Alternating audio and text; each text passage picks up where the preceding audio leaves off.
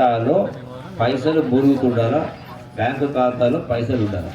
మీ మెడలలో 5 తులాలో 10 తులాలో బంగారం దగ్గర మెరవాలి. అందరి మెడలలో నలభై తాళ్ళే ఉన్నాయి. మరి ఇవన్నీ ఎక్కడ పోయినాయి? ఈ సంపద అంతా ఎక్కడ పోయింది? ఎవరు ఎత్తుకపోయిండ్రు? తిరుపతి వెంకటేశ్వర స్వామి దేవుడు ఎత్తుకపోయిందా? యాదగిరి గుట్ట లక్ష్మీనరసింహ స్వామి ఎత్తుకపోయిందా?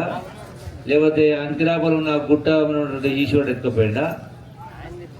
లేకపోతే ప్రధానమంత్రి ఎత్తుకపోయిందా? లేకపోతే రేవంత్ రెడ్డి ఎత్తుకపోయిందా? లేకపోతే జూపల్లి మీ మంత్రి జూపల్లి ప్రసాద్ ఎత్తుకపోయిందా? ఎవరు ఎత్తుకపోయింది?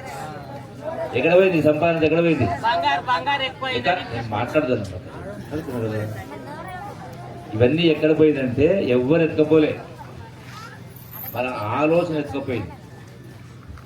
ఎందుకంటే గుడ్డెద్దు చీలబడ్డట్టుగా సంసారాలు నడుస్తూ ఉన్నాయి. ప్రభుత్వాలు అంటే నడుస్తున్నాయి, మనం కూడా అంటే నడుస్తూ ఉన్నాయి. దేనికి పెట్టాలో దానికి పెట్టాలి, దేనికి పెట్టకూడదు దానికి పెట్టొద్దు. ప్రైవేటు చదువుల పేరు మీద లక్షల రూపాయలు ఖర్చు పెడుతున్నారు.